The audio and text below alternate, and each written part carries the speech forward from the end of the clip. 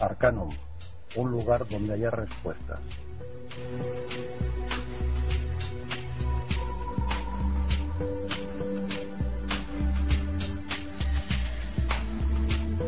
Un espacio más allá de lo inesperado. Una puerta abierta al conocimiento.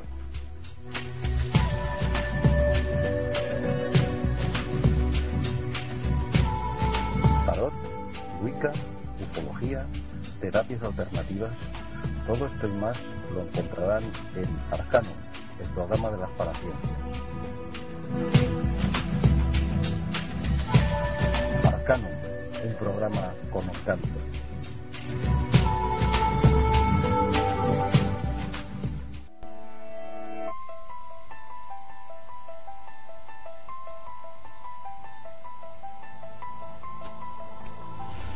Molt bona tarda, una setmana més des de la Ona de Sants i el programa Arcanum.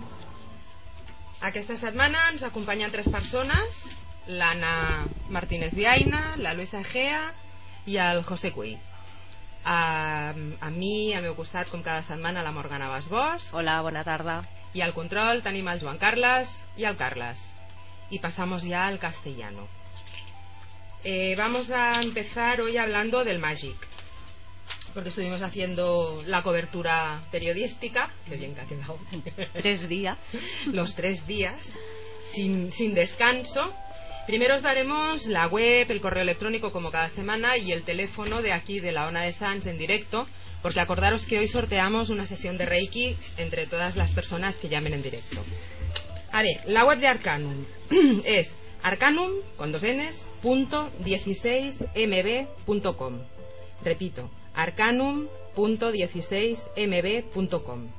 El correo es arcanum@onadasans.com, o el de Arcanum de la web, que es info@arcanum.16mb.com.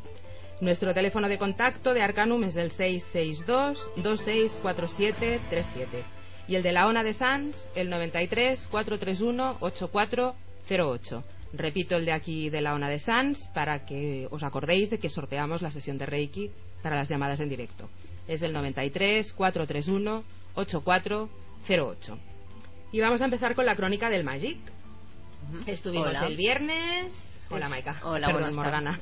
Hola, buenas tardes. Estuvimos el viernes, estuvimos el sábado, sí, estuvimos el domingo. Estuvimos los 3 días. Llegamos rotos. Sí, es la edición número 28 que se hace del Magic.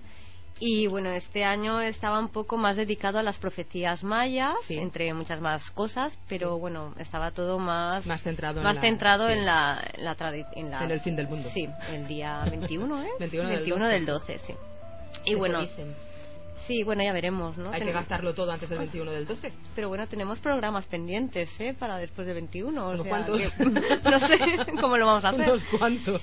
Y bueno, en una de las conferencias que estuvimos, sí, en el Magic, que fue el viernes, el 30 de noviembre, fuimos a la conferencia del libro de Más allá de la vida, que se ha editado este año, en el 2012, de David Sentinella, sí, que es un periodista de investigación en temas heterodoxos y temas así un poco más especiales. Y bueno, era interesante porque aparte de la charla que él iba dando, nos mostraban imágenes de lo que trataba el libro, que bueno, básicamente trata sobre si hay un momento en que todos los seres humanos somos iguales, por encima de cualquier diferencia cultural, económica, geográfica o religiosa, que es el momento de la muerte. Sí. Ahí ya puedes haber sido quien seas, que es un momento desconocido, no se sabe y somos todos iguales. Pero bueno, ¿en qué consiste ese inevitable tránsito para todo ser vivo? No se sabe. No, porque nadie ha vuelto para contarlo. Bueno, o cuando vuelven tampoco nos cuentan nada. Pues no. En carne y hueso no ha vuelto nadie para contarlo. Y cuando vuelven de la otra manera, que luego nos hablará José de los espíritus desencarnados y tal, pues te cuentan lo que quieren. Sí, claro, porque como no lo sabes, pues te lo crees y ya está. Claro. Sí, es así. Pero que a veces les preguntas y te contestan por peteneras. Bueno, ya, claro. Bueno, seguimos con el libro. Sí, venga. Bueno, pues con creencias ancestrales, ritos, fenómenos extraños, experiencias cercanas a la muerte y todas las teorías sobre las que los investigadores trabajan para tratar de explicar qué ocurre cuando fallecemos, pues de esto trata un poquito el libro. Sí, la verdad es que fue una conferencia interesante. Vimos unas imágenes, como ya he dicho, mientras David Sentinella nos la iba explicando. Sí. Empezaba explicando, pues bueno, al principio, pues los hombres, los del Neandertal, los hombres primitivos, que ya los enterraban. Y luego ya como se fue haciendo la cosa más sofisticada sobre técnicas de momificación y embalsamiento en el antiguo Egipto. Sí. Bueno, hubo en Egipto, hubieron los incas en Sudamérica, hubieron varios, pero los que llegaron a un nivel mucho más alto fue en Egipto. Sí. Y bueno, luego también lo de las cabezas reducidas, de los jíbaros, también nos contó cómo se hace, que yo siempre había pensado esto, cómo se hará, pues sabemos. Fue curioso. Sí, era curioso porque claro, no sabes bien. No, lo has oído, pero no te paras a investigar cómo reducir una cabeza. No, pero era muy curioso. Pero sí, fue interesante. Y bueno, luego ya más recientemente lo que se hacía a lo mejor en el siglo pasado, lo de las fotografías post-mortem. Sí. Que bueno, también era una manera de retener al ser querido entre nosotros. A mí esas imágenes me dieron un poco de repelús. Sí, pero eran sus creencias y acuérdate, o sea, el dinero que valdría hacerse una foto de estas, porque la gente no tenía cámaras y valdría mucho dinero que viniera un fotógrafo a hacerte. Pero daban repelús. Dan repelús, son bastante. Porque puso algunas que eran de niños. Sí, sobre todo se hacía mucho a niños. Francamente. Sí. Sobre todo se hacía mucho más a niños pequeños, niños que se morían de enfermedades, se hacía, pero bueno, es lo que decimos, son creencias, ahora nos da repelús y en aquella época hacía eso. Oye, ahora no está la moda de las cenizas de hacer un diamante. Sí, por eso que luego de aquí de cada época toca lo que toca. Repelús. Pues sí, hombre, yo tampoco me haría un diamante, Ay, con las cenizas, yo no. Pues no sé, ay, no, bonito. quita. Que así. Qué angustia. No. Yo sí, Ay, no. ¿Por qué no? ¿Por qué no? Porque te conviertes en una joya y siempre vas a estar ahí. Sí, bueno, pero no dejas de ver el anillo y saber que son cenizas. Bueno, a ver. Bueno, a mí me da repelús. Tampoco quiero que me embalsamen, eso me da más repelús. Tampoco. Bueno, y entre todo esto también pues él nos explicaba el por qué hay que esperar unas horas antes de enterrar a alguien, porque claro, esto de lo de la catalepsia, y se habían encontrado pues a veces casos de gente en el ataúd pues que los enterraban vivos. Sí, nos explicaron lo del esto de tocar la campana, que se dice, que viene de que les ponían en un dedo un hilito conectado a una campanita fuera del ataúd. Sí. Entonces, si había algún movimiento, pues entonces sonaba y una de las campana. Fotografías que pasó también fue muy curiosa, porque la tapa del nicho por dentro llevaba como un volante para abrir. Sí, de esto no me acordaba. Por si salían, si se despertaban después de muertos, que pudiesen abrir la puerta. Pero ¿cómo van a poder abrir la puerta? No, bueno, si estás en un sitio que podéis intervenir cuando queráis, los que estáis aquí sentados, no hace falta que estéis callados. Si estás encajonado en el ataúd, ¿cómo vas a...? Primero que no puedes levantar la tapa del ataúd. Por eso mismo, es que ¿cómo no puedes? No. Y no te puedes sentar y menos girarla. Era como la compuerta de un submarino. Sí, era. ¿Vale? Igual, sí. La tapa del nicho y eso, como la compuerta de un submarino. Sí, es verdad, esto no me pareció tan. Sí. Mucho miedo al no estar muerto de verdad y Porque, a ver, tampoco había la cultura de la muerte que hay ahora. Pero tú imagínate ahora que te incineran y te despiertas en el crematorio. Eso debe ser ya... Eso ha de ser horroroso. Eso ha de ser horroroso. Eso ya... No, pero peor. Normalmente se esperan las 72 horas de rigor. Sí, pero... Para dar por muerto definitivamente. No se suele incinerar a nadie. Por eso explicaba el por qué se empezó a dar unas horas, porque claro, se habían encontrado, se ven un montón de casos antiguamente. Bueno, aparte también está la parte esotérica de las 72 horas, que es para dejar que el alma se asiente donde tenga que llegar. Bueno, sí, pero es que ya en la parte esotérica el libro trataba más de la parte antropológica. Sí. Pero bueno, sí, también otro día hablaremos de la parte esotérica del alma. Hablaremos de todo. Bueno, aparte de esto, la obra también dedica capítulos a los mitos de la inmortalidad, con especial atención a los vampiros y los hombres lobos, y así como a buscadores de la inmortalidad y la juventud eterna. como Rasputín, Sí. o la condesa Bathory. ¿Es Bathory o Bathory? No. Báthory, ¿no? Bueno, sabéis, ¿no? Sí, me parece que es Báthory. Y bueno, ya te digo, era todo básicamente con imágenes. Nos explicaron pues esto, cómo se momificaba en el Antiguo Egipto, que si quieres os lo cuento. Cuenta lo que quieras. No sé. Sí, cuéntalo. Igual cuéntalo. es desagradable, Sí. pero vamos, No. es que es lo que... Pues bueno, primero, os lo explico, ¿eh? Sí, venga. El cuerpo era lavado con agua y con natrón, que es un carbonato sódico. Sí, que es antiséptico. Ujú. Entonces pues lo lavaban con esto. Luego se extraía el cerebro por la nariz con unas varillas. La Luisa me está mirando con una cara. Sí. Y lo guardaban en unas cajitas de alabastro preciosas. Sí. Una vez vaciado el cráneo, pues se rellenaba con resina, con resín o con tiras de lino remojadas también en resina. Esencia, sí. También se extraían las vísceras por medio de incisiones por el lado, menos el corazón, porque creían que en él estaba la inteligencia. Es lo único que dejaban en el interior, dejaban el corazón. Los órganos extraídos se lavaban con aceite de vino, se secaban y se untaban con incienso molido, envuelto en paños de lino. Utilizaban muchísimo el lino y se conservaban en 4 vasos diferentes, cada uno de ellos protegidos por un dios diferente. Luego, es que no sé lo que harían luego con los vasos. Se ponía en la tumba, dentro del sarcófago. Vale, esto es lo que no explicó. Esto sí. Y cada tarrito, yo lo sé porque fuimos a Egipto. Claro, por eso, como esto ya no salía en el reportaje, cada tarrito, pues la tapa es la representación del dios que le corresponde. Claro. Es Sí, un por eso como un jarroncito y lleva una tapa. Y luego van en una caja de alabastro los 4 juntitos y lo ponían dentro del sarcófago antes de sepultarlos. Claro. Luego la cavidad del cuerpo se lavaba luego con esterilizantes, vino de palma y especias. Y después se rellenaba temporalmente con lino y serrín, mirra, lo rellenaban con también aromas. Luego el cuerpo se ponía en una tabla pendiente, ligeramente pendiente, para facilitar el drenaje de líquidos.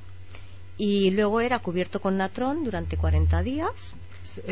Pues luego durante 40 días estaba cubierto con natrón. Y después al final se deshidrataba por completo el cuerpo.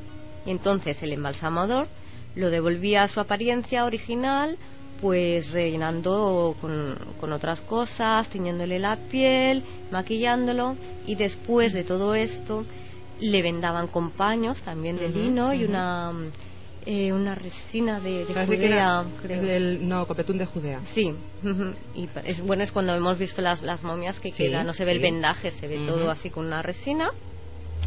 Y después una máscara que ya idealizaba. Hoy no tenemos grillo, hoy no, tenemos un ogro por lo menos. Idealizaba al difunto la máscara. Y esa era la técnica de los egipcios, que ya te digo, mucho más sofisticada que los incas, que lo que hacían era les quitaban la piel, la carne. Los incas se complicaban más. Los huesos los entablillaban con unas maderas. Sí, con unas maderas y unas cuerdas, y luego los volvían a forraban con la piel. Volvían a forrar con la piel y les ponían también una masilla y tal. En lugar de poner la cabeza otra vez, confeccionaban una máscara también con la piel del difunto, y entonces colocaban la máscara. Pero que era mucho más un curro. Era un curro, pero quizás más sencillo, más es más refinado. Lo otro era más refinado, sí. Y las cabezas del ojíbaro. Eso te hace ilusión. Venga, es que me acuerdo de pequeña en el 1, 2, 3 que salía. A mí me gustaría saber. Eso ya me quedó. Sí. A ver, es que realmente claro, uno siempre piensa cómo lo hace. Claro, ves la cabeza chiquitina y tal y dices, pues deben, yo qué sé, la deben hervirla o algo, comprar, yo qué sé. Pues no. Pero claro, en esas épocas no habían los Mercadona y no se puede ir a comprar una cabeza. No. Entonces era curioso la forma de que lo hacen, la verdad es que sí. Sí, que a ver, es simple, pero claro, yo me lo rebuscaba mucho más. Yo pensaba, lo hervirán en algo. Nos han dado pistas, no han hecho bien porque nos han dado pistas. Simplemente nada, cuando cortan la cabeza, pues quitan lo que es la piel, con el pelo y todo, y eso lo ponen a ahumar. Lo ponen a ahumar, que se vaya secando. Cuando ya está seco, se coge una medida de una piedra que tienen especial para ello y lo envuelven con la piel, la piedra, que vaya cogiendo la forma redonda. Pero no es la piedra definitiva. Luego la sacan otra vez, vuelven a ahumarla, que se reseque mucho más, que se momifique y la ponen en otra medida de piedra más pequeña. Así otros días y bueno, y así hasta que al final queda la medida justa. Sí. Como hacer papel pero no lo papel maché. Ahora ya sabéis. Y, claro, y con el pelo, por eso se ve ese melenón y la cabecita pequeñita. No está el cráneo, no están los huesos, ¿vale? Porque los huesos no se pueden reducir, es imposible. Claro, por eso decíamos, ¿cómo lo harán? Pues es en la piedra. Sí. El relleno la reducen, la secan, claro, se va momificando y van haciendo que coja forma con la piedra. Y ahora ya sabemos cómo hacían pues las cabezas. Sí, ya sabemos qué peligro tenemos ahora. Ya sabemos hacerlo. Voy a recordar el teléfono para que podáis llamar en directo, es el 93 431 8408. Y recordar que hoy sorteamos una sesión de Reiki gratuita entre las llamadas que tengamos durante el programa. Lo prometido es deuda y vamos a poner la entrevista que le hicimos al profesor Darbo. Es cortita porque tampoco queríamos extendernos demasiado y el tiempo en radio es oro. Y cuando descansamos un poquito, la preparáis, ponéis la publi y entonces entramos con la entrevista al profesor Darbo.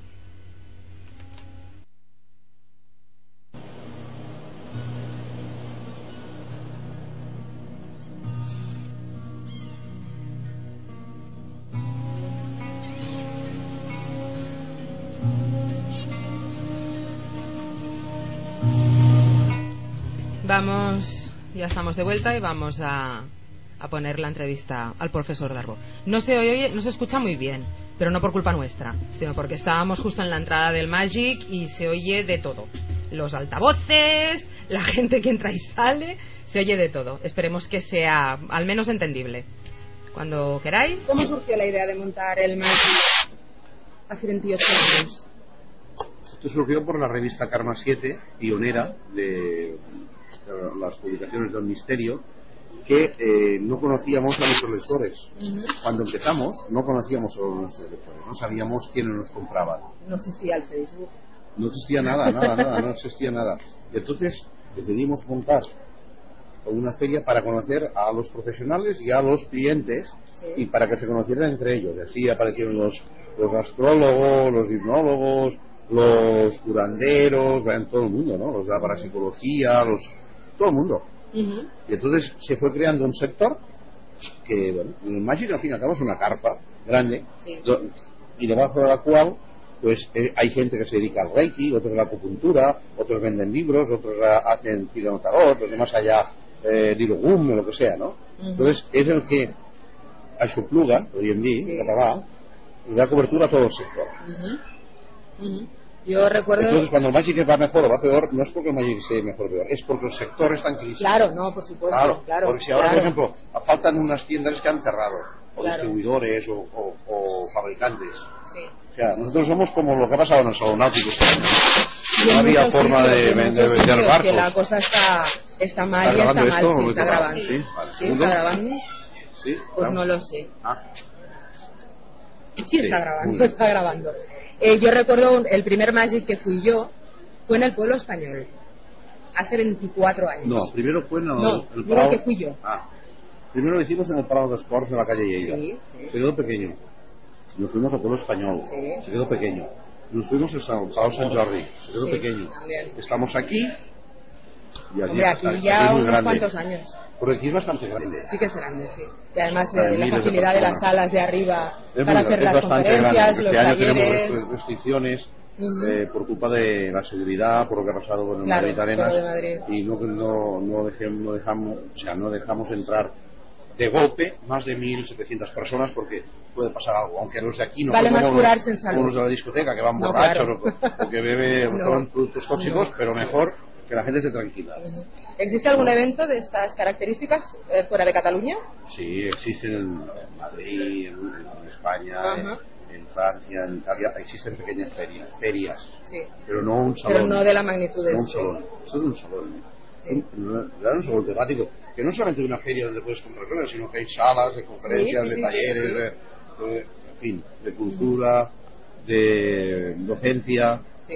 No había un taller de Lama, Lama Wancheng, el director de la Casa del Tíbet, estaba repleto. Y ha habido sobre la espiritualidad tibetana. Sí. Claro, esto no es una feria lo que hace no, claro, un no, exacto, temático. es lo que decías antes, que esto da cobertura a todo el sector, no solo a la parte esotérica, sino también a la parte espiritual. Nosotros hemos estado en la conferencia de, ¿cómo se llamaba? De lo del liceo. ¿Cómo se llamaba él? Que ha sido muy interesante. Sobre Gaudí. No, esa ha sido tú. Nosotros hemos ido a la del liceo todos.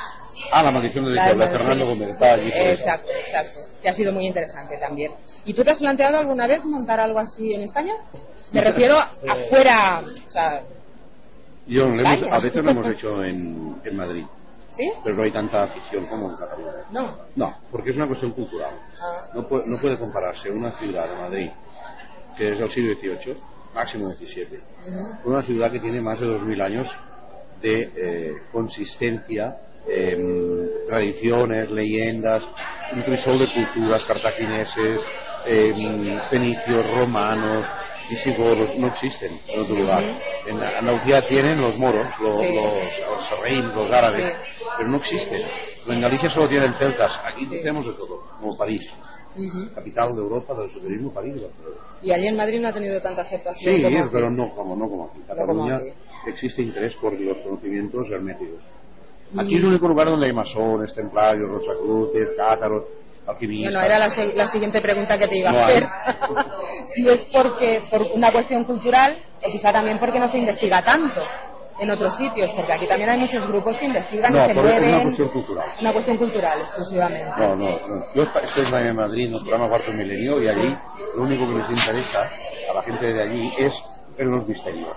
El misterio de la vampira o el misterio de los mayas. Pero la cultura esotérica no. Qué curioso, ¿no? No, porque no tienen tradición. Ya, no sé. Me sorprende. Porque está todo lo que es el ocultismo y el esoterismo está muy extendido en todas partes. Sí, pero no es una ciudad con tradición. Entonces no. Son como los toros que están en todo lugar, en el cambio en San Fermín, en Pamplona, allá pues tratan de otra forma y en Sevilla de otra forma. Pues sí. Es la tradición. Y como experto en estos temas, ¿nos puedes confirmar si se acabará el mundo el 21 del 12 del 2012? No, pero sí un cambio de la humanidad.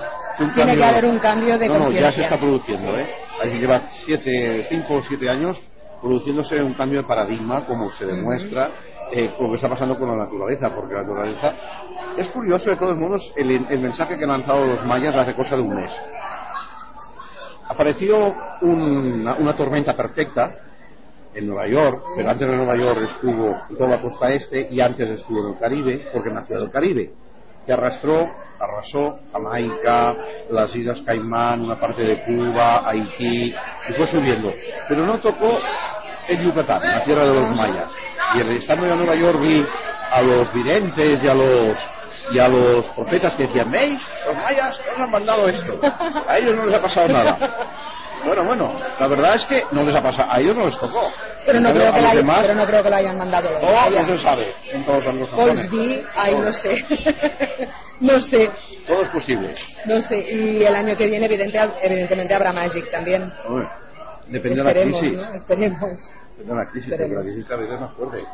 Pues sí, se está notando mucho. Sí, la verdad es que sí. No sé si es porque el año pasado, al haber más stands, también estaba más, todo más apretado.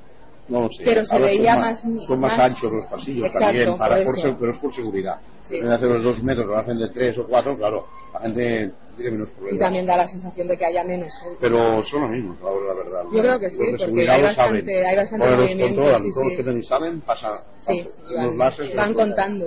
Los controlan, saben los que hay. Y dice, bueno, pues estadísticamente no es que haya menos, pero lo que pasa es que parece que haya menos. Y el problema está en que la gente quiera consumir libros, cursos, talleres, comprarse cosas. El problema de la consumición no es lo que la gente venga, porque puede estar lleno de gente, como ahora los vampiros, lleno, pero lo que tienen que hacer es comprar, ¿no? Y pararse en las mesas del tarot y tal. Pues, claro, está sufriendo las consecuencias de su propio descrédito, lo que ha hecho en televisión. ¿Pero eso se podrá parar alguna vez? No sé, ahora ya han hecho No sé, mucho daño. por eso. No sé yo si esto se va a poder parar. Hay gente que viene y dice, oye, yo quiero saber mi futuro, pero que no sea el tarot, que haya otro sistema, porque el tarot no sé qué. Claro. Bueno, pero es que pones la tele y te encuentras con El problema es el 30 tarot. canales que están haciendo... El problema es que están desacreditados. Sí. Y esto es un problema. Cuando un oficio se desacredita, malo. Pues muchas gracias por la entrevista. Como es para la radio, es un espacio cortito de tiempo. Y encantada de haber estado estos minutos Nada, que con el profesor Darbo. Que la magia os acompañe. Igualmente. Bona nit. Bona Bon nit. dia. Bona nit. Bona nit. Pues ya está. Que decía que se me oye a mí al final poniendo la nota de humor. Bueno, pues ya está, pues ya hemos acabado. Ya se acabó lo que se daba. Se acabó la entrevista. Bueno, ya hemos hecho un poquito de crónica del Magic. Esta semana lo dejamos aquí. Para la semana que viene comentaremos otra de las conferencias a las que fuimos. Sí, también se habló de Fuimos de a la del vampira liceo, de Barcelona. sí, fuimos a la del Rita liceo, la Martí. vampira de Barcelona y Gaudí. a la del Titanic. Ah, sí. Estuvimos, sí. No todos, ¿vale? A cachos estuvimos. Pero bueno, entre todos. Pero la semana que viene más y mejor. Muy bien. Gracias, Maika. Morgana. Uy, yo no sé si me acostumbraré nunca a decirte Morgana. Pero bueno, muchas gracias, Morgana. Venga, de nada. Y bueno, ¿quién de vosotros tres empieza? ¿Luisa? Misma, sí. Pues venga. Luisa Gea es psicoterapeuta. Y hoy nos va a hablar de ángeles. Sí, hola, buenas tardes. Buenas tardes. Cuéntanos cómo empezaste dentro Bueno. del tema de los ángeles. Yo os voy a dar un enfoque un poco así de crecimiento, porque claro, a ver, yo hago mayormente crecimiento personal, por lo cual, a ver, mi enfoque siempre es de manera positiva y siempre respetando las creencias de cada cual. Entonces yo empecé con esto de los ángeles porque cuando hacemos psicoterapia hay una parte, cuando ya estamos bien a nivel anímico, en donde llegamos a profundizar en la parte espiritual. Y entonces yo me daba cuenta que mucha gente tenía creencias, si fueran religiosos o no, en que había una protección externa, un ser de luz, un ángel de la guarda. Siempre había una denominación distinta para una fuerza, en definitiva, una energía que daba pues como una protección, una seguridad, bueno, y algo mágico, algo santo. Bueno, el caso es que bueno, a partir de ahí yo empecé a investigar un poquito y me di cuenta que no solamente era algo, o sea, sí que estudié un poco a nivel eclesiástico, por decirlo de alguna manera, cómo se catalogaban esos ángeles, esos seres de luz dentro de la Iglesia católica, pero me di cuenta que habían en otras culturas, o sea, todas las culturas, sean de donde sean, tienen unos seres especiales que, bueno, que son unos guías, en definitiva. Entonces, bueno, se les denomina de forma diferente, porque, por ejemplo, en el budismo son bodhisattvas, en el hinduismo, por ejemplo, son los dakini, que se mencionan mucho en uno de los libros de las 9 revelaciones, el último, que es la 11ª revelación, se mencionan. Luego, por ejemplo, en el Corán se les llaman los jinns. Pero bueno, yo lo que me daba... los wiccanos le llamamos hadas y elfos. Hadas y elfos. Bueno, no solo los wiccanos. Y eso en otra ocasión lo hablaremos, porque también... Vamos a reivindicar cada uno lo suyo, ¿no? No, y además yo estoy de acuerdo con vosotros, porque también son seres espirituales de protección, o sea, lo que son las hadas, los gnomos. Es otro día hablaremos de esos espíritus protectores de la naturaleza. Pero estos estaban como más cercanos. Y bueno, como más cercanos a Dios, es como una vía entre Dios y nosotros. Bueno, pues yo empecé a investigar un poquito, empecé a catalogarlos, pero lo que más curioso fue que me venían historias de primera mano, es decir, personas que me contaban experiencias que habían tenido, o bien de niños, o bien en momentos en situaciones pues difíciles de la vida, o habían visualizado cosas, o había aparecido un ser o una persona en un momento puntual y luego desaparecía y ya no estaba más. Entonces, bueno, pues me pareció un tema muy interesante. Y de ahí, pues bueno, fue llevándome pues a la parte más importante, que para mí eran los ángeles custodios. ¿Vale? Claro, hay gente que los dice guías, hay gente que los dice seres de luz. Yo pienso que cada cual les ha de llamar como quiera, porque, a ver, la Iglesia Católica los tiene catalogados como ángeles, pero no es un patrimonio único de ellos. Es decir, hay gente que es católica no practicante, que les llama ángeles, que les dice ángeles, y a mí me parece perfecto. No es un monopolio de la Iglesia. Entonces, tenemos que respetar cómo cada uno vive esa energía, ese ser espiritual, ¿vale? Lo que sí que es muy interesante es que son seres místicos que nos acompañan y guían durante nuestra vida y que están ahí, se supone, para los momentos difíciles.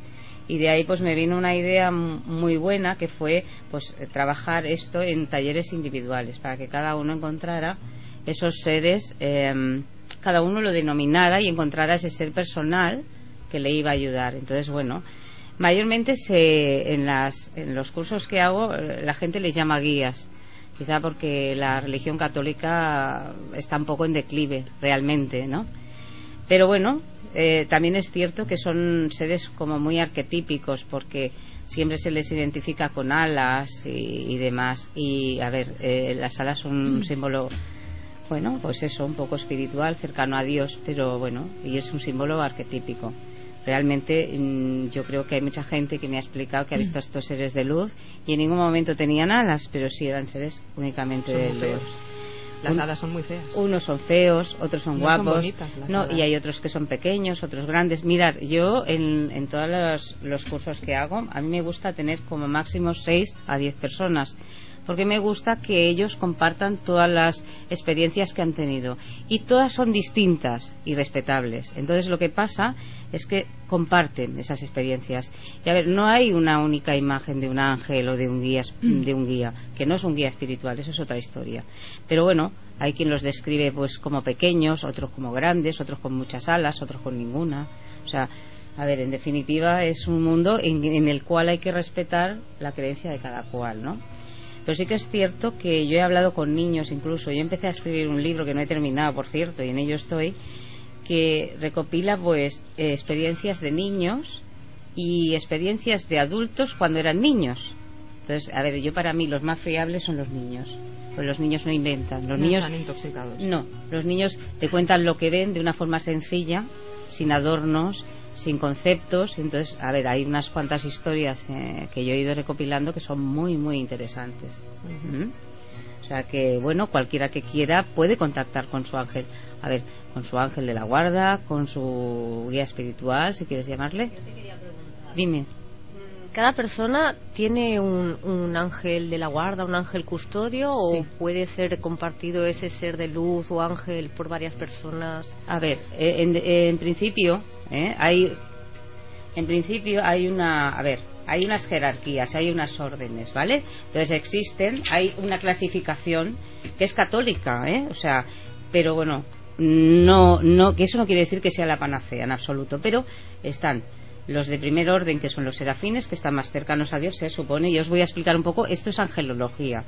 Los segundos son los querubines, que son los que están dotados de fuerza, también están, pero van bajando, los rangos van bajando.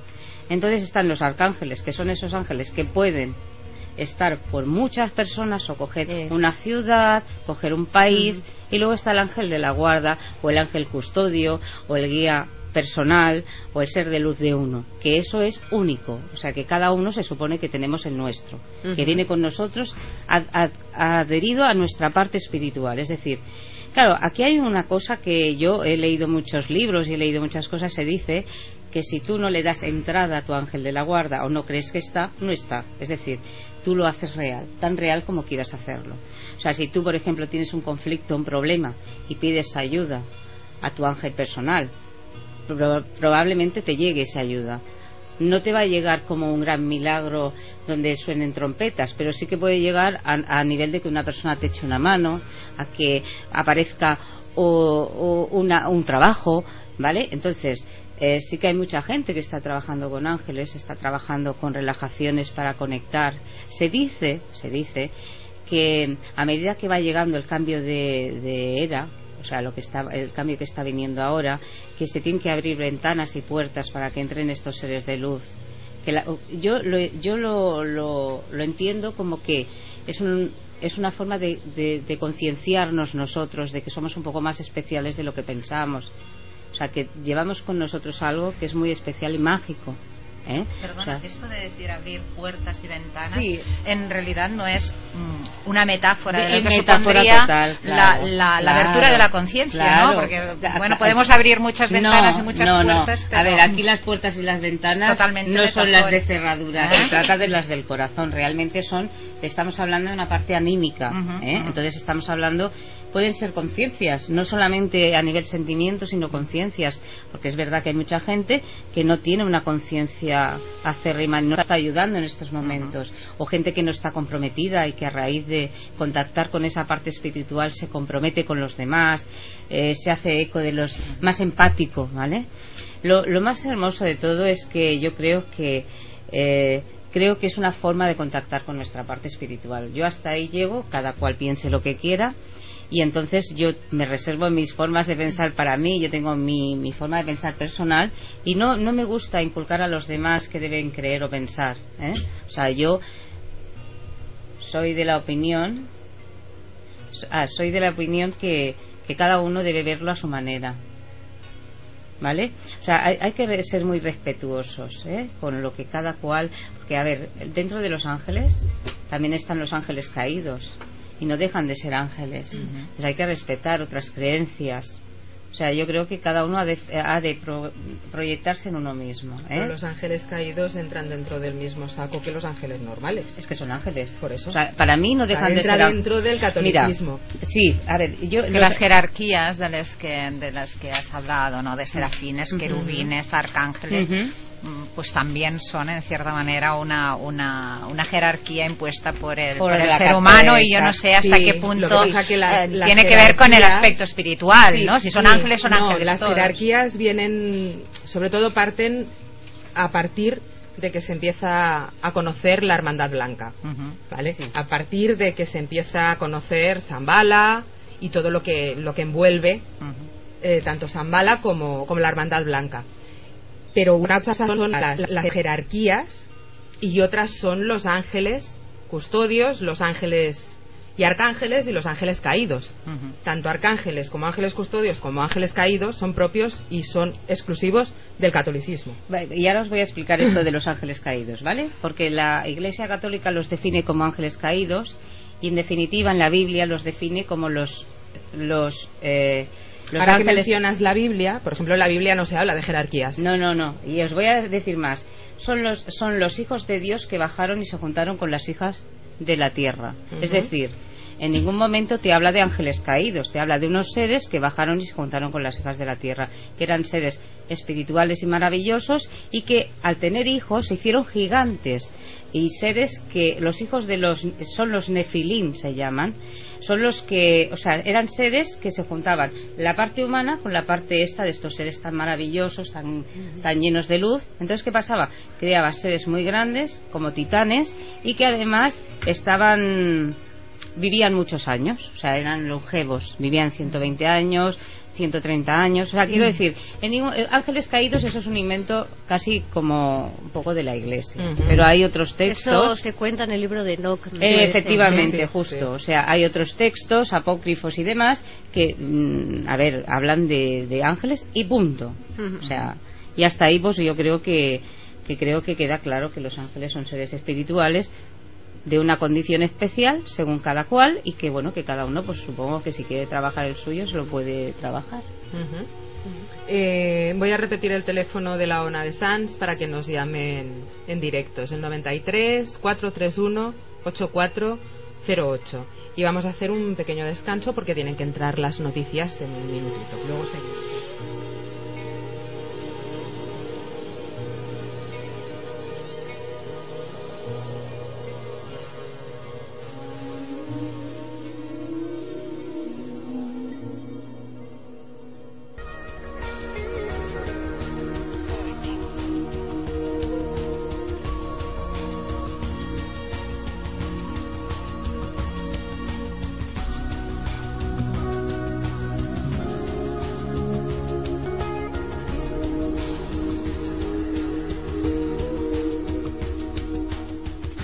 Seguimos con Luisa y Los Ángeles. Sí. Espero no ser muy pesada, pero es que mujer. este tema a mí me apasiona, como podéis ver, ¿no? Has venido para hablar de ello y de ello estás hablando. Sí, eso es. ¿Dónde nos habíamos quedado? Bueno, nos habíamos quedado, pues eso, Maika nos había preguntado, Morgana, perdón. Sí, bueno, Maika, Morgana, había... María del Carmen, vaya. Para los amigos. En resumen, ¿tenemos una llamada? ¿No? Repito el teléfono para ver si tenemos una. El 93 431 8408. Y recordamos que entre las personas que llamen en directo sortearemos una sesión de Reiki gratuita. Bueno, pues estábamos con los ángeles únicos que son para cada uno de nosotros, que eran los ángeles custodios, ¿no? Que la pregunta era si teníamos uno para nosotros, ¿no? Y digo que, bueno, en principio se tiene la creencia que cada uno tiene su ángel de la guarda, su ángel custodio, y bueno, y le protege de mal, le protege de cualquier problema que pueda tener, le puede ayudar, pero imaginaos que son un recurso energético, espiritual, que tenemos al alcance de nuestra mano, que no lo sabemos, o sea, que solamente hemos de creer y potenciar esa parte.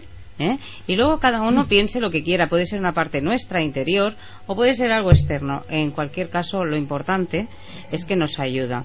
Bueno, una de las invitadas aquí presentes, Ana, me decía que Pepito Grillo también es un ángel. Es la voz de la conciencia, claro. Y yo le he dicho que es el ángel de la conciencia, porque dice, también tiene alas. Pues sí, porque es una forma, o sea, sí, puede ser nuestro ángel de la conciencia. Es un ángel gritón. Exacto. Nos grita. Nos grita para que tengamos cuidado. Pues que sepáis que aquí, casi cada programa, tenemos un grillo. Por eso. Que se va oyendo. Pues ese Pepito Grillo. Para que no gritemos. Sí. Es que hoy se sabía que iba a ser mencionado, supongo que ella estaba tranquilo por eso, ¿no?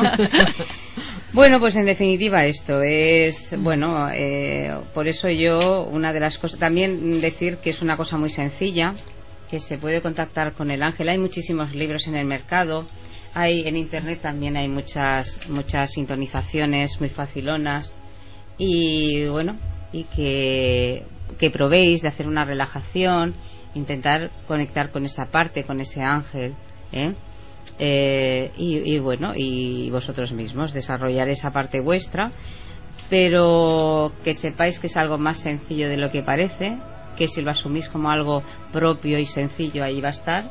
Yo en mi taller le llamé los ángeles y lo cotidiano, precisamente por eso, porque es según la creencia de cada cual y puede ser algo muy sencillo. Pues muchas gracias. Gracias a vosotros por haber venido a contarnos todo lo que nos has contado. Gracias. Y te emplazamos para otro programa. Gracias. Muchas gracias. Encantada de estar aquí. Gracias. Un placer. Y ahora, ¿a quién le toca? Ahora le toca a José. A José Cuy. Él es guía espiritual y mira, aprovechamos y lo enlazamos con el tema de los ángeles. Muy bien. Cuéntanos un poquito toda tu trayectoria dentro de este mundo.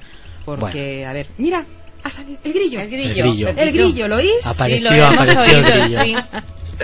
A ver, tú eres medium vidente desde muy jovencito y te viene de tradición familiar. Sí, a ver, Cuéntanos. empecé con 8 años, que es la aventura que siempre explico. Con 8 años yo vivía en una casa, arriba vivía mi abuela, nosotros vivíamos abajo, mi abuelo hacía unos meses que había muerto y subí a coger galletas a casa de mi abuela y tardé 1 hora en bajar. Cuando llegué abajo, no las encontrabas. Claro, cuando llegué abajo la familia preguntó, ¿qué ha sucedido? ¿Qué hace tanto rato que estás arriba? Sí. Digo, no, es que estaba hablando con el Yayo. Y me ha explicado que les expliqué. Todo esto que les expliqué pasó a los 10 minutos. Salió todo lo que les había contado, porque era que venían unos familiares a traer, etcétera. Y claro, aquí ya la familia se quedó un poco de ¿qué está pasando? Pero bueno, como ya vengo de tradición, porque mi bisabuela era sanadora y era medium, pues ya llevamos una tradición de unos cuantos años y siglos aquí en la familia, y ya no hubo... Claro, es que si vas hacia atrás, hacia atrás, te plantas en el 1700 tranquilamente. Como poco, sí. Y no es extraño. Y no es extraño. También me gustaría decir que José y yo nos conocemos de hace un montón de años, como unos 20 o 18, para no exagerar, del año 94. Sí, del año 94. Porque estuvimos estudiando los dos en la Universidad Libre de Parapsicología y Ciencias Afines. Sí. Haciendo el máster de parapsicología. El máster de parapsicología. O sea que no nos conocemos tampoco de hace 4 días. No. Y eso también me merece la pena decirlo, ¿no? Y gracias a las energías y a Facebook. Sí, hay que agradecer la energía de Facebook. Nos encontramos hace poco otra vez y volvimos a recuperar. Y casualmente estás con la consulta en mi barrio. Consulta en tu barrio. Con lo cual fue fácil. Fue fácil encontrarnos. Sí. ¿De qué nos vas a hablar? Pues nada, vamos a hablar un poquito de los espíritus, Venga. cómo contactar con ellos, Venga. cómo trabajar, qué Venga. pasa, qué no pasa. Venga. A mí me gusta empezar siempre explicando qué pasa antes de morirnos. ¿Qué pasa? Mira, no sé si conocéis a Marilyn Rosner. Sí, por supuesto. Es una gran medium. Ella siempre explica lo mismo y con lo que ella explicó y lo poquito que me han contado los espíritus con los que hablo, pues bueno, ahí me engancho de que me funciona. Normalmente 21 días antes de fallecer le cuentas a alguien que te vas a morir. Fíjate. No se lo dices con estas palabras, pero dejas un mensaje, das una señal y le explicas a alguien que esto va a suceder.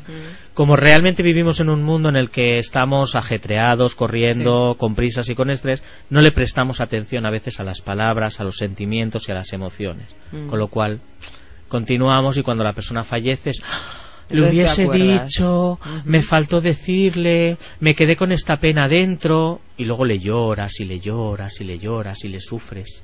¿Por qué? Porque no hemos hecho lo que teníamos que haber hecho. Una vez fallecemos, tenemos 72 horas, 3 días, que es lo que se nos tendría que guardar, porque es el tiempo que tarda el espíritu según nuestro horario, porque en el horario del mundo espiritual no hay horario, todo es aquí y ahora. Pues es el tiempo que tarda el espíritu en salir del alma, salir del cuerpo, avanzar, romper el cordón plateado e ir al lugar donde tiene que ir. Hoy en día tenemos prisa y hay que correr. Con lo cual, o lo incineramos o lo enterramos, pero venga rápido porque viene el siguiente y hay poco sitio, ¿vale? Te cobro el dinero que te tengo que cobrar y vamos para adelante. Todo esto, claro está, si no eres un gran sacerdote papa, al cual sí que se le cumplen todas las normas que hay que cumplirle, como picar con el martillo plateado en la cabeza, etcétera, etcétera, etcétera. Una vez pasan 3 días, que es lo que necesitamos para ir al otro lado, vamos donde tenemos que ir. ¿Dónde tenemos que ir? A la luz, al más allá, al cielo, al infierno, cada uno que le llame como quiera. Al purgatorio, que también hay que le llama. No, donde vamos es aquí, donde estamos nosotros cambiamos ahora. De plano. Solo cambiamos de plano. De ser físicos a ser espirituales. Una vez hemos cambiado de plano, pues bueno, tenemos nuestra valoración o juicio final, que se le llama. Que tus pensamientos sean igual que tus sentimientos. Si todo ha sido igual, sin problemas. ¿Qué has aprendido? ¿Qué no has aprendido? Depende de lo que has aprendido, te tocará volver a aprender alguna cosa nueva. Depende de lo que hayas aprendido, ascenderás a aprender cosas nuevas. En base a esto es cuando venimos. ¿Y cómo venimos? Como guías, venimos como seres humanos, o venimos a hacer la faena que nos toque en el momento. Y esto vendría a ser un poco el recorrido que hacemos como almas. Interesante. Las almas se van creando. Dicen que hay en el cielo una persona que va girando y va creando almas, y almas nuevas que van entrando, y almas más viejas que ya se van quedando como maestros ascendidos, como ángeles, como explicabas. Normalmente en el mundo espiritual valoramos de que lo que son ángeles, maestros ascendidos, ya es gente que ha vivido tantas vidas en la tierra, que ha aprendido lo suficiente como para trascender a otro nivel. Porque dentro de las jerarquías que explicabas, dentro de los espíritus hay jerarquías. Hay cuando todavía no tienes la luz suficiente, cuando tienes un poco más de luz, o cuando ya tienes una luz de maestro o de guía para venir a comunicarte. Pasado todo esto, pues bueno, cuando una persona fallece, muchas veces se va a los mediums, a los videntes, a los clarividentes, a ver qué le ha pasado, dónde está, qué hace. Yo siempre aconsejo que esperemos un año, que demos un poco de tiempo a este ser espiritual para habilitarse, que se ubique, que sepa dónde está, y luego después ya podemos comunicarnos con él. Cuando yo me pongo en trance, yo tengo 2 trances diferentes. Uno en el que incorporo la entidad, solo lo hago en privado, yo solo, y con una persona concreta que sabe cómo me tiene que controlar y cómo lo tiene que hacer. solo en esos momentos. Alguna mala experiencia ha habido por ahí, con lo cual lo hemos limitado. Y el trance que utilizo para pasar consultas o para el día a día de mi vida, que es comunicarme con ellos, que me digan lo que tienen que decir, yo lo transmito y se acabó. Conmigo lo hiciste una vez. Ajá. Y puedo dar fe de que era cierto, porque vino mi padre y me llamaste como me llamaba mi padre. Yo no me acuerdo, eso es genial, no me acuerdo de nada de lo que sucede en mi despacho. Aparte de que tú no te acuerdes, no todo el mundo sabe cómo me llamaba mi padre y tú no lo sabías. No.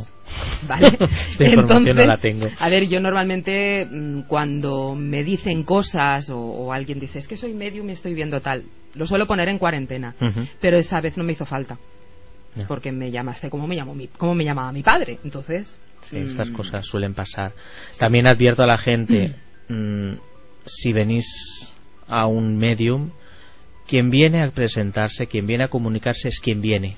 No es con guión, no es con quiero a tal persona en tal momento. Cosa que tú no te acordarás. No me acuerdo. Es que no me acuerdo de nada de lo que hablamos. Me hablaste de mi amiga, madre, hermana, maestra, madre putativa. Entonces vamos a dejarlo claro. Sí. Que falleció hace unos 10, 12 años, ¿no, Carlos? Y me dijiste, te dio algo lila, llévalo encima. Pues aquí lo llevo. Te dije, me dio un anillo con una amatista, que se lo había regalado yo, este anillo. Sí. Y desde el día que me dijiste, llévalo encima porque te protegerá. Aquí está. Ahí está. No lo llevo puesto porque no me caben los dedos. Es que normalmente vienen, sí, cuando se presentan vienen a dar algún mensaje concreto de y algo esto, concreto. A ver, ¿cómo lo ibas a saber tú? Mira, ellos hablan, yo los escucho. Bueno, los he escuchado siempre. Lo que pasa es que con 16 años sí que ya hubieron en casa fenómenos poltergeist, de estos que... A ver, de los de las películas no, porque están mejor hechos, pero bueno, algo que se parecía, algo más real. Y en aquella época yo trabajaba en un lugar y se presentó una señora muy mayor, se me acerca, yo no la conocía de nada, me da una tarjeta y me dice, a las 4 te quiero ver en mi casa. Y claro, yo me miré a la jefa y le dije, esta señora me está diciendo que a las 4 me quiere ver en su casa. Yo tengo 16 años. Ella tiene casi 70. Esto es un poco extraño. Y me dijo, no, es la medium de la familia. Y dije, muy bien. Fui a visitar a esta señora a las 4 y esta señora es la que me ayudó a controlar todas estas energías, a poner todo en su sitio. Esta señora, su abuelo, era uno de los ayudantes, videntes, clarividentes, como lo queréis llamar, de Alfonso XIII. Tenía las cartas. Entonces, era una mujer desconocida, pero muy conocida, que realmente funciona así. A partir de esta mujer yo me puse en contacto con mi bisabuela Rosa, la cual nunca he conocido en persona, solamente en el plano espiritual. Es con ella con quien me comunico para empezar y luego ya trabajamos con quien sea. Y ella pues me ayudó a contactar, a ponerme en trance. Y de ahí una de las malas experiencias que tuve en una sesión de seres espirituales, que habían como unas 6 señoras de unos 60 años. Y mi primera sesión, yo sentado en una esquina viendo cómo incorporaban entidades y las enviaban a la luz. Caray, es un poco duro. Con 16 años. Con 16 años. Es un poco duro porque tú puedes verlo en una película. Sí, claro. Y ves cómo se ponen, cambian la voz, se modifican las formas. Y como es una película, pues me divierte, me lo paso bien y se acabó. Pero yo vi a una señora de unos 100 kilos, de 60 años, tumbarse debajo de una mesa camilla, empezar a gritar todo lo que pudo gritar y más. Bueno, no me lo hice encima porque ya iba un poco yo con la idea aguantando, pero realmente me asusté bastante. Y esta mujer gritaba mucho y gritaba, y las demás hermanas le iban diciendo, por favor, ve hacia la luz, mira hacia la luz, estás fallecido, ves hacia la luz. Y seguía gritando, y en un momento dado se tumbó la señora, quedó como muerta, ya volvió otra vez a la vida normal. Y al poco tiempo, pues sí, un chico que habían atropellado con un camión 2 calles más arriba era el que se había mostrado allí. Caray. Entonces, todas estas cosas te hacen replantearte un poco. A partir de ahí, eso es lo que explico, ¿no? No me pongo en trance a pasar hermanos si no estoy solo con la persona que me controla. O sea, que la realidad supera la ficción. La realidad así, supera la ficción. Porque yo es que, además estás se me ponen los pelos de punta claro, cada vez claro. que me acuerdo de esta situación. Además, o sea, implicas tus sentimientos, tus sentidos, supongo sí, que debe ser fuerte. Es muy fuerte. Esta señora lo que sí que me hizo es aprenderme de memoria lo que se llamaría la Biblia del espiritismo, sí, el libro de los espíritus y el libro de los mediums de Allan Kardec, y en base a esto trabajar. Ahí empiezas a entender cómo funciona. Ahí empiezas a entender que somos espíritus dentro de un cuerpo físico y están con nosotros las 24 horas del día. José, un espíritu. Uy. Dime. ¿Un medium nace o se hace? Nace y se hace.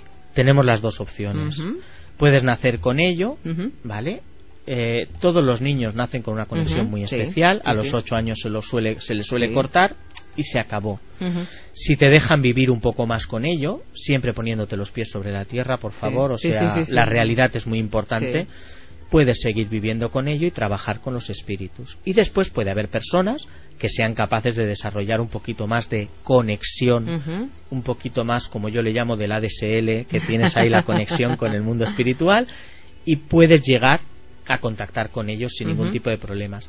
Yo el problema siempre le explico a todo el mundo lo mismo. Los espíritus se te suelen manifestar en el duerme-vela. Estoy medio dormido, medio despierto. ¿Por qué? Porque para la mente es mucho más fácil asociar al es que estoy dormido, he tenido un sueño, he soñado que... Y eso es más fácil para poder vivir día a día. Pero realmente los espíritus están aquí con nosotros 24 horas al día. Siempre lo explico en plan de coña, pero si vas al baño o estás con tu pareja en la cama, los espíritus también están allí. Siempre están con nosotros. No están controlando ni vigilando, a ver, no, pero siempre están con nosotros, siempre. Y ¿tú habitualmente pasas consulta todo el día de esto? A ver, ¿o has de tener un buen momento? Yo siempre explico que hay que tener un poco la conexión. O sea, a ver, no estoy ni soy medium, clarividente, ni sanador, ni todas estas historias 24 horas al día. Vale. Soy un ser humano. El interruptor que decimos, ¿no? Sí, el interruptor que hay que tener lo tengo un que interruptor tener. para poder apagar, porque si no te vuelves loco. Mira, yo hace muchísimo tiempo, pues llevo casi 22 años dedicado al tema. Tengo ya los 40. ¿Pasaos? ¿No los aparentas? No. Perdona, no los aparentamos ninguno. Ninguno, estamos de bien. No, Hombre, los teníais que ver, ¿eh?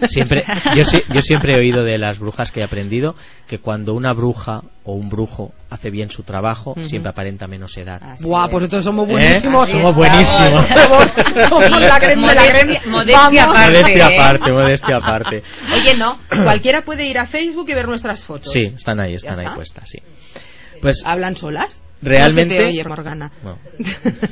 Realmente yo con 16, 17, 18 años era una persona que a lo mejor iba en el metro y me acercaba y te decía, ay, tu madre ha fallecido, está aquí, está bien.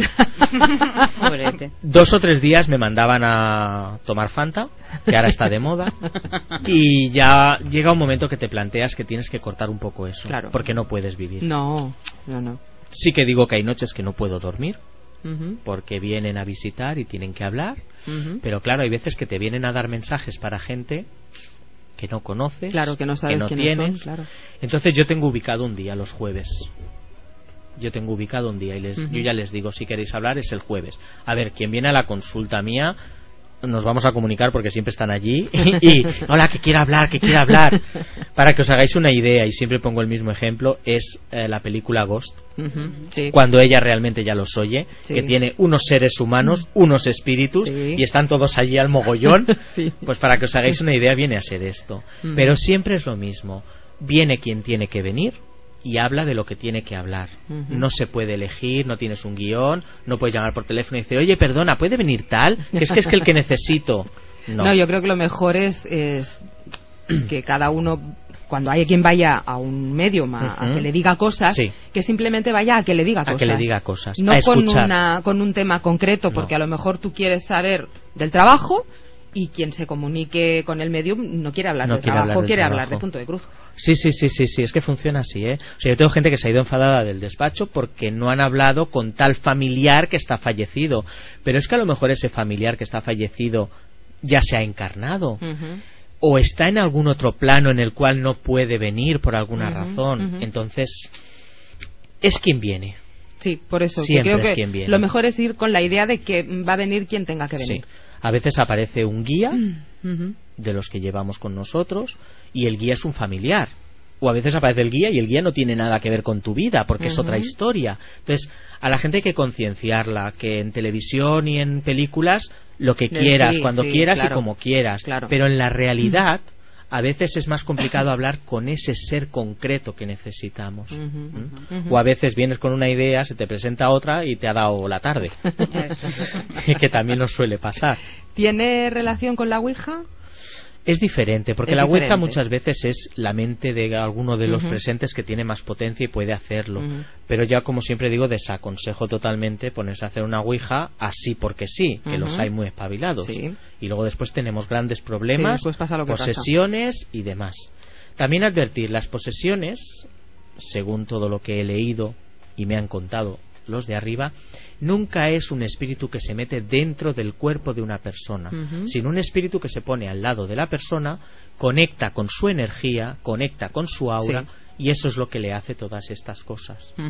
Todo esto se puede cortar, todo esto se puede quitar, pero están ahí. Y luego una cosa me gusta explicar, el bien y el mal no existen. No. Dentro del bien está el mal, dentro del mal está el bien. Ahí está todo junto. Para, no para que haya luz tiene que haber habido oscuridad, porque si no, no puede haber luz. No tenemos los seres de luz y los seres de oscuridad, no. Todo es lo mismo. Hay una película también muy buena del chico Xavier que se llama A no salar, que es nuestro hogar. Y es una película muy interesante de verla. Esta no la he visto, ¿eh? Sí, es muy interesante de verla porque te da una visión muy diferente del mundo espiritual. Muy diferente. Entonces, pues bueno, trabajamos así y ya digo, llevo 22 años hablando, bueno, más de 22 años porque desde los 8 hablo con los espíritus. Además, mi madre en aquella época trabajaba cuidando a ancianos y a veces llegaba a casa y le decía: mamá, hay aquí un señor que viene a decirte que muchas gracias por lo que has hecho por él, etcétera, etcétera, etcétera. Y claro, mi madre decía: vale ya. Este niño, este niño que nos ha salido rarito. ¿Qué nos está haciendo?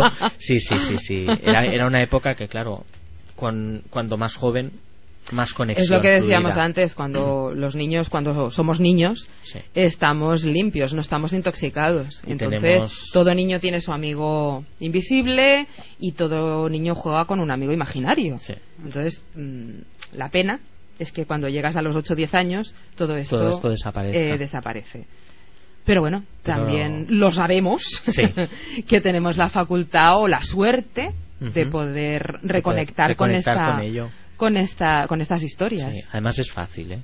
Además es muy fácil. Sí. Pasa que como todo esto se vende con este halo de misterio y de que todo es difícil, que todo es tan complicado, tanto hacer una sesión de mediunidad como echar las cartas, como cualquier cosa, es todo complicadísimo, todo dificilísimo. Claro, pues pero es una forma de guardar ese misterio y de monopolizar según qué casos. Yo es lo que siempre explico, o sea, yo las consultas como lo que tú viniste a hacer no me cuesta nada a cualquier persona, y además yo siempre lo explico, lo puedo hacer en cualquier lugar y en cualquier momento. O sea, ahora mismo aquí dentro en esta sala somos unos cuantos y por fuera más, ¿vale? O sea, no cabemos, por así decirlo. Y cuando empiezo a trabajar, esto es lo que habéis visto antes, ¿no? Que me empiezo a bostezar y me empiezo a dormir. Y yo ya estoy conectado, abro la DSL y venga, que empieza a bajar la información. Por eso me has pedido la contraseña. Claro, para poderme conectar. Yo quisiera hacerle una pregunta que me parece muy interesante. ¿Tú los ves y los oyes? Los veo y los oigo. ¿Siempre? Sí, vale. Siempre, los veo y los oigo. A veces los huelo. Eso te iba a preguntar. ¿Vale? A veces los huelo. Mira, por ejemplo, el otro día en casa, mi padre hace ya 2-3 años que ha fallecido, y el otro día en casa olía su tabaco. Es que nosotros en casa falleció una tía que teníamos muy querida, y de vez en cuando aún yo huelo su olor. Es normal, porque siguen estando aquí. O sea, y han pasado ya pues como 30 años, ¿eh?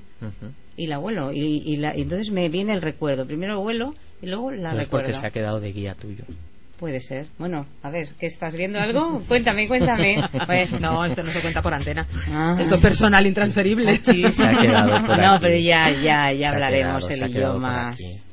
Es que lo bonito es que si viésemos todo esto, no sufriríamos tanto las pérdidas. Claro que no tendríamos claro. que llorar. Yo siempre digo que cuando voy al cementerio por algún familiar que ha fallecido, tengo que estar consolando a todo el mundo.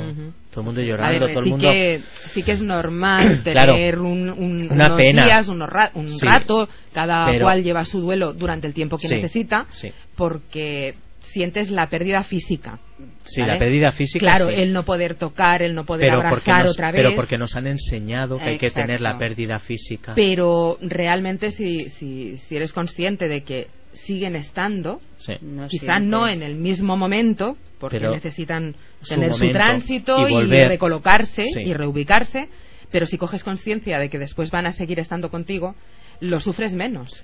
Lo sufres menos. Cuenta una leyenda de los indios que había una sí, porque hay que decir señora... que ese señor es chamán también. No, chamán no.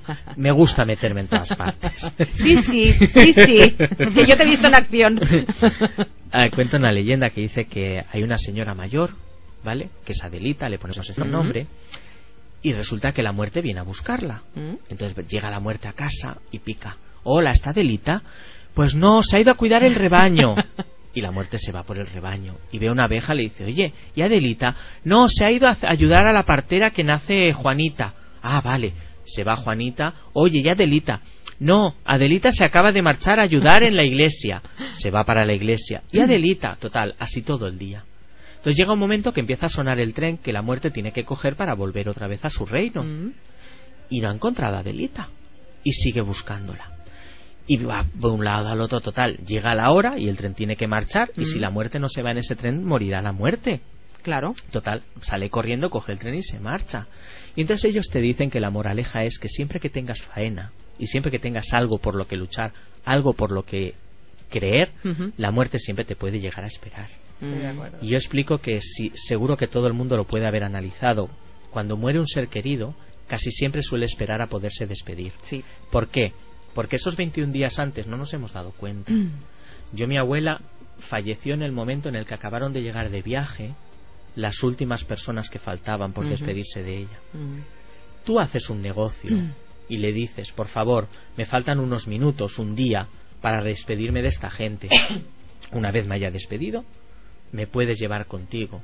Y luego cuando explican, otra cosa interesante es cuando explican que vienen a buscarte tus seres queridos. Sí. Vale. Imaginémonos, y lo ponemos duro, una hija a la que el padre la viola. Y esta hija se muere. Y viene el padre a buscarla. Qué mal rato, ¿no? Pues sí. Bien. ¿Quién va a venir a buscar a esta hija? Los seres queridos con los que haya tenido una afinidad y se haya encontrado a gusto. Porque realmente es importante saber eso. En el otro lado, quien te está esperando es quien te tiene que esperar. Nadie que te haya hecho sufrir. Que realmente te han hecho sufrir porque tenías algo que aprender, aunque eso suene muy duro, ¿vale? Pero realmente quien te va a esperar en el otro lado es tus seres queridos de verdad. Y ellos vienen a buscarte en el momento para ayudarte a hacer el tránsito de separarte del cuerpo. Y el alma se separa del cuerpo unos segundos antes de expirar. Si hay un accidente, se separa unos segundos antes del accidente. Siempre para que no haya dolor. No tenemos muchas veces miedo a la muerte, sino miedo al dolor físico que nos puede crear esta muerte. Sí. La muerte no duele. La muerte es un tránsito.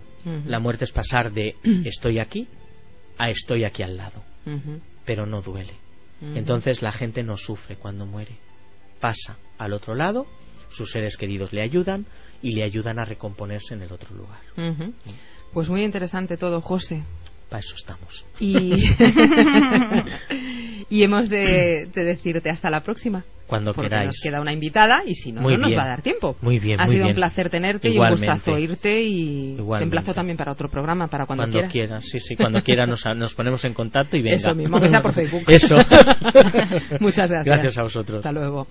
Y ahora nos toca Ana. Hola, ¿qué tal?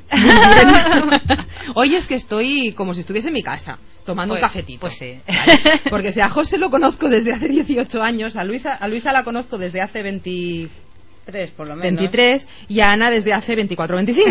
Entonces es como estar en casa tomando un café, ¿Y tú ¿vale? Ya de otras más Ana, uy, y con Morgana ni me acuerdo. Con Morgana viene de vidas pretéritas. Pues sí. Hola Ana, ¿qué tal? Hola, bona nit. Bona nit. Sí, porque ya es bona nit. Sí, ya es bona nit. Bueno.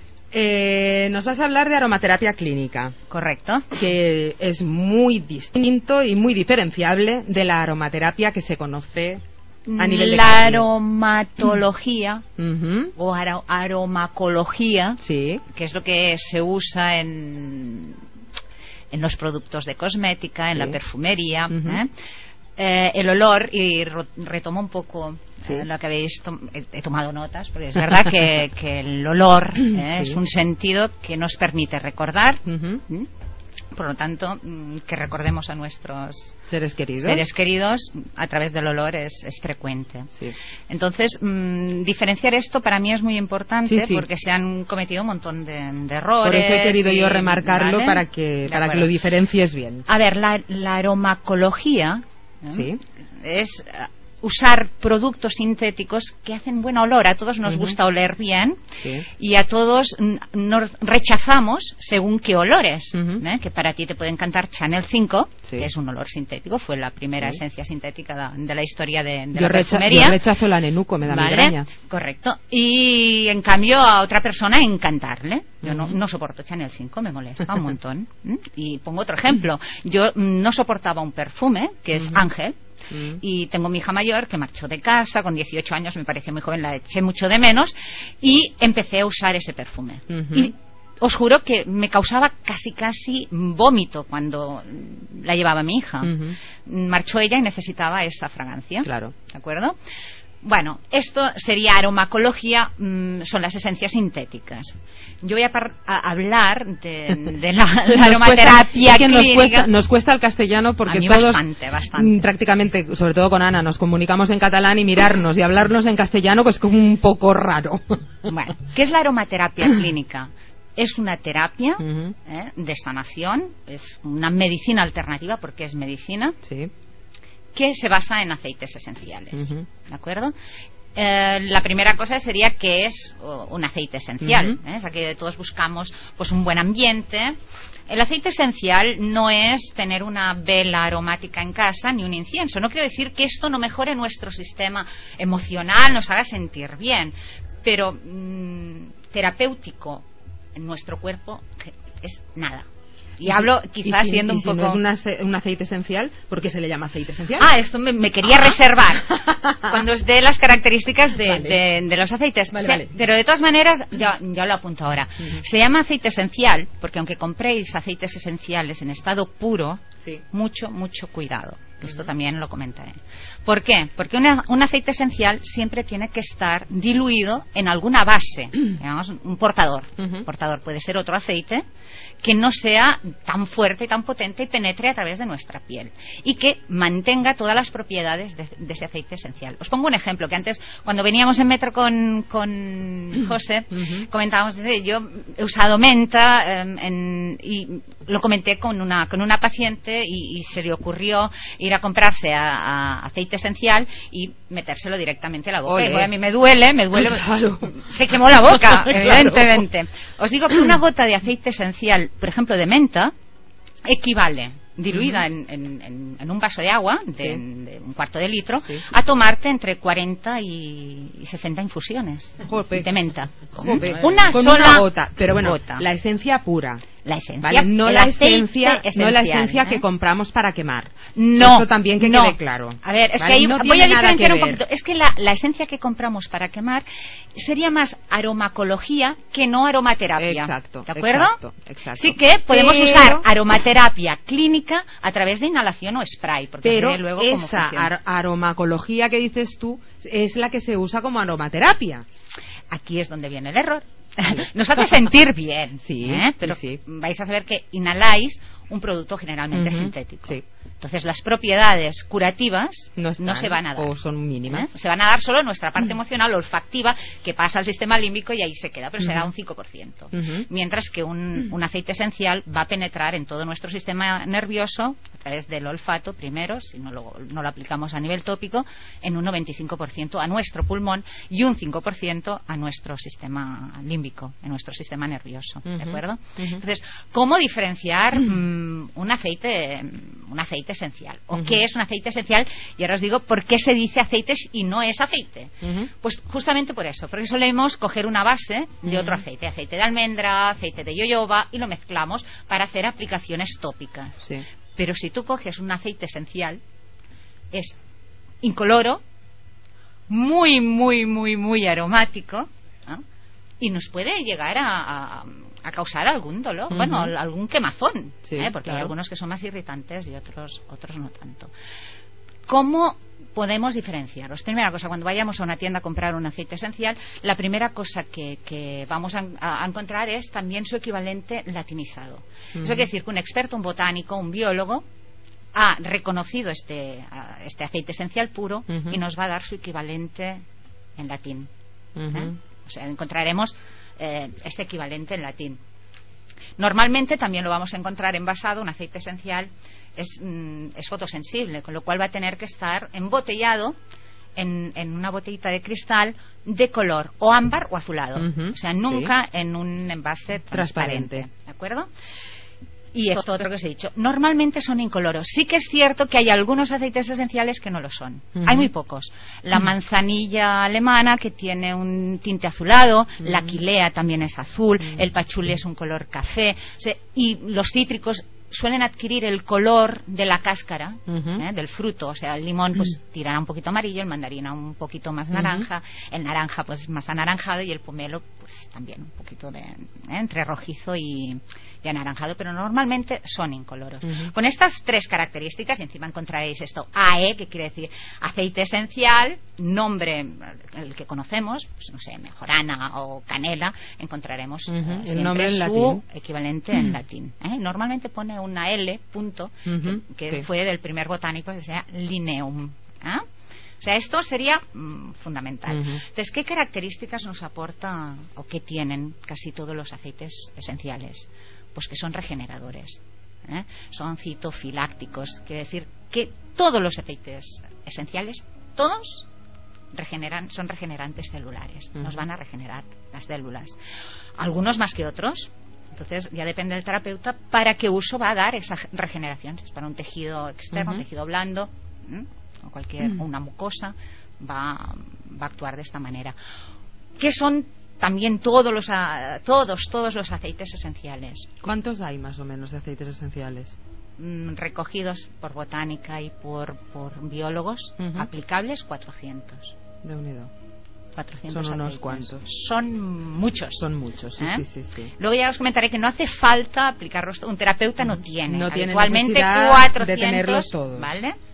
Entonces, otra de las características que también tienen los aceites es que son modificadores de los estados emocionales. Que aquí sí que es el equivalente, este pequeñito, con lo que serían estas otras esencias que usamos en quemadores o en sprays.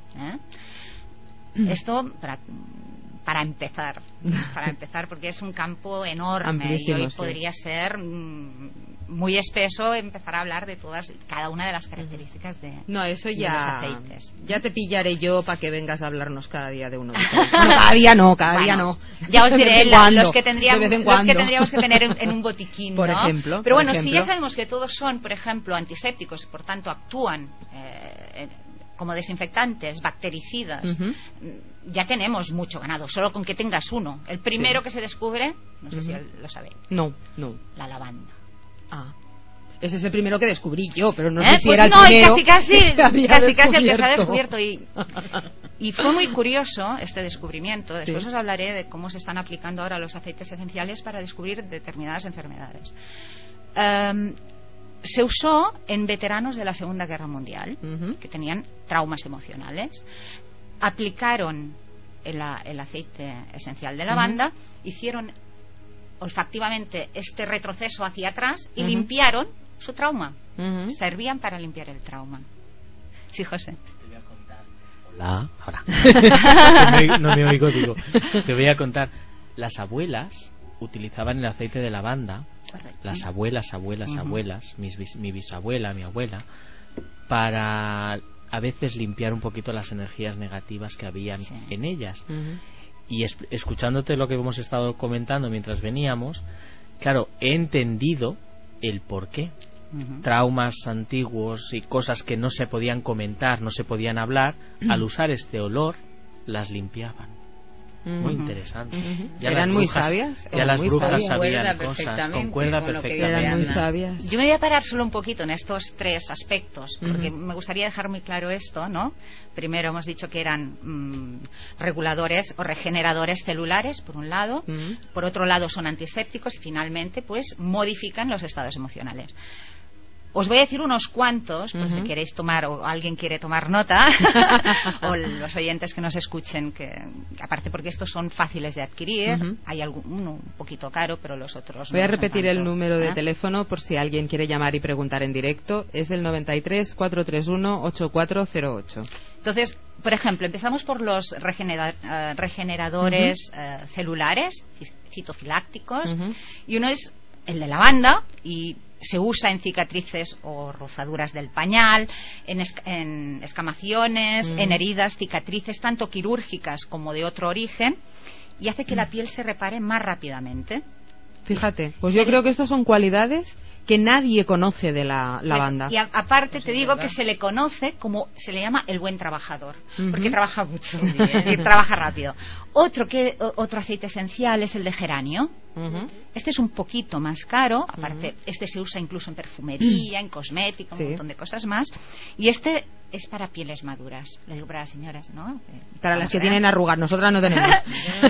Regula, por un lado, la hidratación y por otro lado la grasa que hay en la piel, o sea, pieles un poco grasas pero que además tienen poca hidratación, pues actuarían pieles secas, bueno, y agrietadas. Otra es la menta. Olfactivo es fantástico, si te gusta. Luego os explicaré cómo funciona dentro de la terapia todo esto, las sinergias que... No sé si te va a dar tiempo hoy, ¿eh?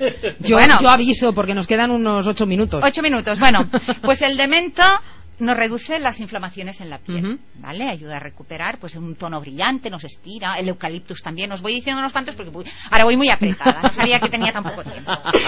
No, poco tiempo no, 20 minutos como todos. Ah, vale, pues me enrollo mucho. Bueno, los antisépticos que sí también podéis tener y que ya se están, este es uno de los más conocidos y se está aplicando muchísimo actualmente, es el aceite de árbol de té, que todos lo usamos como antimicótico, bactericida, los granitos, bueno. El de eucaliptus para liftings es fantástico. Otro, patchouli. Patchouli, entraríamos en esto. Sí, ¿vale? sí, yo con el patchouli no podría. Y el lemongrass me carga mucho. El lemongrass también. Es que lo del antimicótico lo sé porque en Francia, cuando vas a alguna piscina o algo, hay un spray que te echas en los pies y es de patchouli. Vale, sí. Y hay mucho, ¿vale? Sí, es fantástico. El lemongrass también. También es un gran bactericida, es un antiséptico, es un desinfectante. ¿Vale? Normalmente se asociaba el lemongrass para trastornos respiratorios, pero ahora se está aplicando para vías digestivas, incluso para el Helicobacter pylori. Muy bien. Fíjate. O sea que hay un montón de cosas. Claro, me quedarán un montón en el tintero. Bueno, pero como vas a volver, no hay problema. Bueno, y todos los demás, la otra aspecto es el modificador emocional, y este sí que podríamos usar los 400 que hay. ¿Qué hace un terapeuta clínico? Voy acotando un montón y hablaremos otro día. Sí. El protocolo de un aromaterapeuta clínico es, primero, tener a su paciente, mirarle mucho la cara y ver sus características, rubio, moreno, reiréis, pero su piel clara, oscura, la edad, y entonces yo normalmente y casi todos los aromaterapeutas usamos sinergias, no usamos un solo aceite, a mí me gusta 3. Hacer tríadas. ¿Por qué? Porque puedo cambiar estas tríadas que tienen los mismos efectos cada vez que me plazca o le plazca al paciente. Entonces, yo, por ejemplo, para, no sé, cualquier dolencia, aplico y digo, bueno, tenemos todos estos aceites, le doy a escoger, pues a lo mejor 8, 9 o 10. Y me vas a escoger 3. Él va a escoger y va a oler 1, 2, 3. Y voy a decir, bueno, descártate, tienes que quedar solo con 3. Y entonces de estos 3, dime, ¿cuál te ha impactado más? Es cuando hablamos de nota alta. Una nota alta, que es la que actúa directamente en nuestra parte física. ¿Vale? Es el más estimulante. Entonces de ese voy a aplicar más. El segundo que has escogido, es un equilibrante. Este va a equilibrar menos dosis. Y finalmente el tercero es el sedante, el que nos relaja y actuará para tranquilizarnos y reestructura todos los demás. Es decir, bueno, pues pongo 3 y 3. No, porque no actúa. O sea, no funciona igual. Las energías siempre van a ir variando. ¿Cómo lo sabemos? Por ejemplo, los botellines. Os diré un poco las proporciones, porque si a alguien se le ocurre coger un aceite de almendras y ver las propiedades, que ya hablaremos de estas otro día, pues, por ejemplo, llamamos lo que es el hombro de una botella. Tendríamos que llenar una botellita de estas de un contagotas hasta el hombro, que es decir, donde gira la botella, del portador. Aceite de almendra, aceite de sésamo, el aceite que te guste, de yoyoba, buscas tus características, ya hablaremos otro día de los portadores, que también tienen un montón de propiedades, y vamos a ir aplicando la nota alta. ¿Qué hacemos? Dividimos. Si tenemos un portador de 20 mililitros, vamos a dividirlo por la mitad. Nos van a salir 10 gotas. ¿Cómo hacemos? Nota alta. A este le voy a poner 5. Y esto te lo dice el propio paciente. Y yo me fío del paciente, porque va a actuar mucho más rápido en su sistema límbico y le va a actuar de una manera más eficaz. Por lo tanto, la nota alta podríamos poner 5 gotas. Como voy a poner 10, él me dice 5 de geranio, 3 de lemongrass y 2 de eucaliptus. Bueno, ya tiene su sinergia. No se va a aplicar ni a las 24 horas ni a las 48 horas. O sea, a partir de las 48 horas ese aceite va a ser eficaz. Nunca antes. Otra cosa que es importante, no agitar un aceite, ¿vale? La gente suele hacer clac, clac, clac, clac, como si tuviera una coctelera. No, normalmente es ponerlo entre las manos y hacerlo girar. Rodar. O rodarlo como si fuera una botella de cava. Exacto, exactamente igual. Lo dejas reposar luego tus 2 días y lo puedes aplicar a nivel tópico. Podemos hacer también sprays, podemos inhalarlo directamente, que esto se me ha quedado el tiempo muy cortito y ahora voy. Aún te quedan 3 minutos. 3 minutos. En 3 minutos, ¿qué deciros? A ver, ya nos has dicho que no hace falta tenerlos todos. ¿Se puede combinar con otras terapias? Sí, con, por ejemplo, la medicina natural. Medicina natural, Reiki, todas las que queráis, a excepción. Y digo excepción, pero no es una excepción, sino la homeopatía. ¿Vale? Porque la homeopatía, por ejemplo, el alcanfor, la menta, el eucaliptus, no dejaría actuar, a la homeopatía, anularía una con otra. Por lo tanto, siempre se dice que después de lavarte los dientes no te tomes los gránulos porque pierden todo el efecto. Otra cosa muy, muy, muy importante, sobre todo para los masajistas, que a veces ya compran los aceites montados y que pueden ser muy buenos los aceites. Cualquier persona que lleve una prótesis bucal o lleve lentillas, no se te ocurra hacerle un masaje con aceites esenciales. Se devora el plástico un aceite esencial. Igual que los cítricos, no aplicar sobre todo cítricos en la cara, o sea, ni limón, ni mandarinas, ni naranjas, ni pomelo. Va muy bien para la celulitis y estas cosas que abajo encontremos, pero al menos no nos da el sol. Lo aplicaremos un par de horas antes de que nos dé el sol, porque son fotosensibilizantes y nos dejarán unas manchas a veces irreversibles si nos da el sol. O si lo pones en invierno y dices, bueno, a una gotita de limón no va a pasar nada, pero en verano completamente prohibido. Más que nada esto, me preocupaba todo el tema de la toxicidad. Porque sean naturales no quiere decir que los podamos aplicar directamente. Siempre diluidos, siempre supervisados. En mujeres embarazadas, pues procurar no tomar emenagogos. O sea, hay aceites que lo que hacen es provocar la menstruación. Entonces una embarazada quedaría fuera. Según qué aceites, podemos usar otros que no sean emenagogos y tengan las mismas propiedades. Hay 400. Hay 400. O sea, que hay para escoger, vamos. Hay para escoger. Hay para escoger. Yo recomiendo que la primera vez que se usen aceites esenciales, primero se asista. No es barrer para casa, pero sí que es muy importante que tengas un aromaterapeuta al lado. Claro. Que te enseñe cómo escoger, que te enseñe cómo realizar tus sinergias. Y a partir de aquí es estudiar un montón, es tener conocimientos de botánica, tener conocimientos de biología, porque es súper necesario. O sea, intervienen muchos factores, los emocionales, nos van a hacer sentir muy bien y podemos conectarnos con lo que queráis. Incluso me gustaría deciros la última cosa. Hoy ya hablaremos otro día, pero se están haciendo estudios actualmente con aceites esenciales que se han dado cuenta, sobre todo las personas que padecen Alzheimer, podría diagnosticarse el Alzheimer 10 años antes de que aparecieran los primeros síntomas, porque se pierde el olfato, que va directamente conectado con el recuerdo.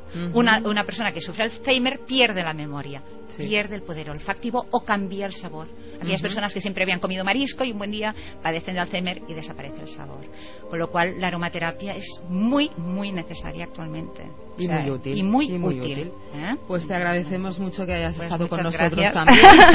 Podéis aplaudir. Muchas gracias. Y seguiremos hablando. Pues muy bien. Espero que toméis nota de algunos. La lavanda es barata. Como luego lo colgamos en internet, van a tener tiempo de sobra de tomar la más nota. cara, lirio del valle, rosa, estos son aceites esenciales caros. Muchas gracias a todos por haber estado con Gracias nosotros y a los oyentes por habernos escuchado, y nos oímos la semana que viene.